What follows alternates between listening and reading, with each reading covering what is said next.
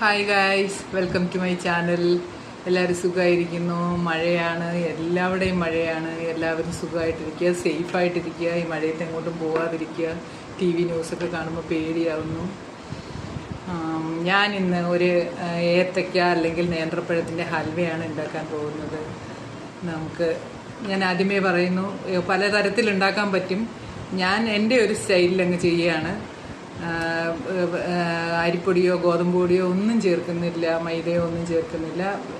ഏത്തപ്പഴവും നെയ്യും ഏലക്കയും പഞ്ചസാരയും മാത്രം. ആമി ഇരുന്ന് പറഞ്ഞു തരുന്നു. ആമിയാണ് എൻ്റെ വീഡിയോഗ്രാഫർ.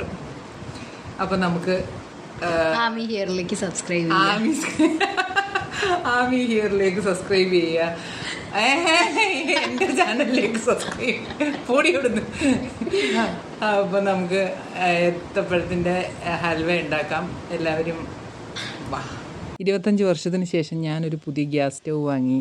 അതാണിത്. ഫ്ലിപ്കാർട്ടിൽ നിന്ന് വാങ്ങിയതാണ്, ഓഫറിൽ വാങ്ങിയതാണ്.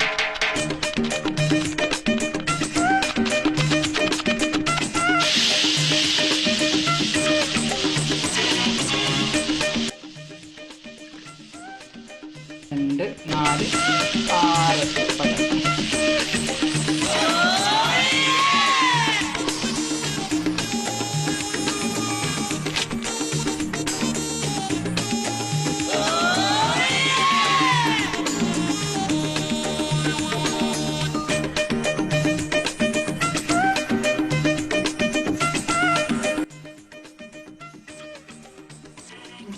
ഒരു സ്പൂൺ നെയ്യ്.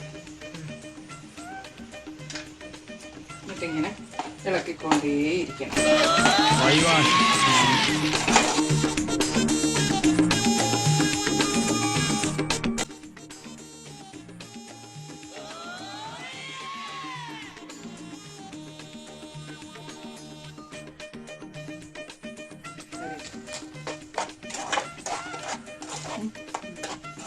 അപ്പം ഇതൊന്നുകൂടെ ഒന്ന് മെൽറ്റാവും.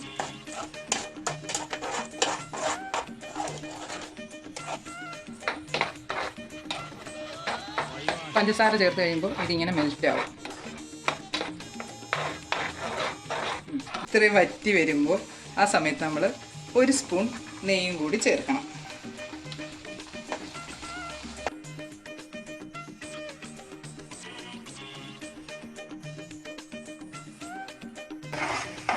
പാത്രത്തിൽ ഇങ്ങനെ അടിക്ക് പിടിക്കാതെ വരുന്നതാണ്ട് ഈ പാകം കണ്ടില്ലേ? ഈ പാകം വരുമ്പോൾ ഒരു സ്പൂൺ നെയ്യും കൂടി ഒഴിക്കണം. ഒരു സ്പൂൺ നെയ്യും കൂടി ഒഴിച്ച് വീണ്ടും ഇങ്ങനെ ഇളക്കിക്കൊണ്ടേയിരിക്കണം. അടി പിടിക്കരുത്, തീ കുറയ്ക്കണം. അങ്ങനെ ഇളക്കണ്ട. അത് ചിലപ്പോൾ അത് ഇനി വേണ്ട ഈ കളറാണ്. ഇനി കളർ കൂടുതൽ വേണമെങ്കിൽ പഞ്ചസാര ഒന്ന് കാരമലൈസ് ചെയ്ത് ഇതിലേക്ക് ഒഴിക്കണം. അപ്പോൾ കാണിച്ചു തരാം. 1/2 കപ്പ് പഞ്ചസാര. ഈ കപ്പിന് 1/2 കപ്പ് പഞ്ചസാര.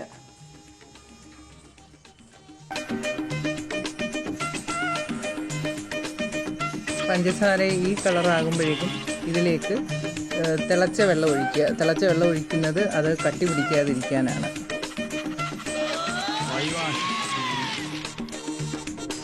കളറ് കുറച്ചും കൂടി വേണമെങ്കിൽ മാത്രം ഇത് ചെയ്താൽ മതി, ഇല്ലെങ്കിൽ ആ മറ്റേതുപോലെ തന്നെ ചെയ്തെടുക്കാവുന്നതാണ്.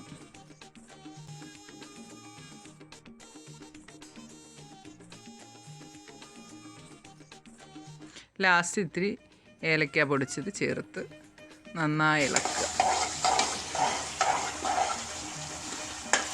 ഹലുവ പല ടൈപ്പിൽ ഉണ്ടാക്കും. ഞാനിത് ഏത്തപ്പഴം മാത്രമേ ഉപയോഗിക്കുന്നുള്ളൂ. ഏത്തപ്പഴവും ഏലക്കയും പഞ്ചസാരയും നെയ്യും. അപ്പോൾ ഇതുവരെ ഞാൻ 3 സ്പൂൺ അല്ലേ ആമി? 3 സ്പൂൺ. ആമിയാണ് എൻ്റെ വീഡിയോഗ്രാഫർ. ഇത് ആമിയുടെ വീഡിയോയാണ്. 3 സ്പൂൺ ഇതും ചേർത്തു ഇതുവരെ. ഇനി ഒരു സ്പൂൺ നെയ്യും കൂടെ ആവശ്യമുണ്ടാവും. ഇതെന്ന് പറയുന്നത് ഈ പാത്രത്തിൽ നിന്ന് വിട്ട് വരുന്ന കണ്ടോ, പാത്രത്തിലേക്ക് പിടിക്കില്ല. ഇതാണ് പാകം. ഞാനൊരു 1/2 സ്പൂൺ നെയ്യും കൂടെ ചേർക്കുകയാണ്. 1/2 സ്പൂൺ നെയ്യും കൂടെ ചേർത്ത് നമുക്കിത് വാങ്ങി വെക്കാം.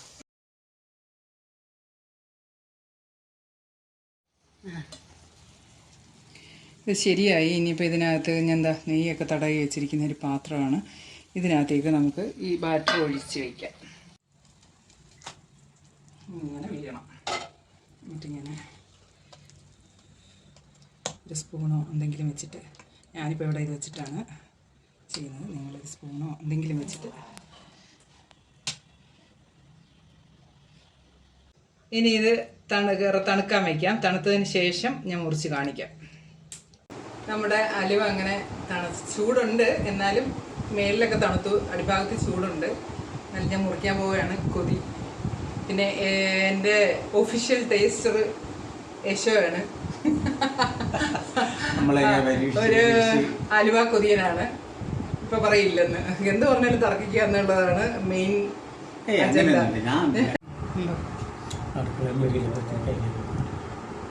മുറിക്കുകയാണ്.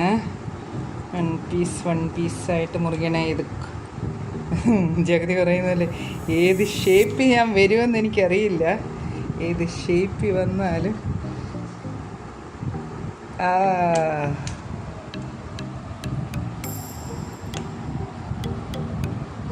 പൈതർക്ക് ഹാപ്പി ബർത്ത്ഡേ ടു യു. എങ്ങനെ ഉണ്ടെന്ന് പറയാ? അങ്ങനെ പെട്ടെന്ന് കണ്ടുകളണ്ട, മെല്ലെ പറഞ്ഞാൽ മതി. ചവച്ച് കഴിഞ്ഞിട്ട് ടേസ്റ്റ് അറിയുമല്ലോ. അടിപൊളി.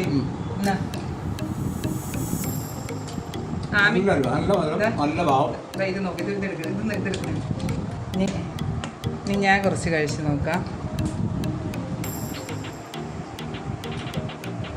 നല്ല അടിപൊളി ടേസ്റ്റ് ആയിട്ടുണ്ട്. എല്ലാവരും ഉണ്ടാക്കി നോക്കാം.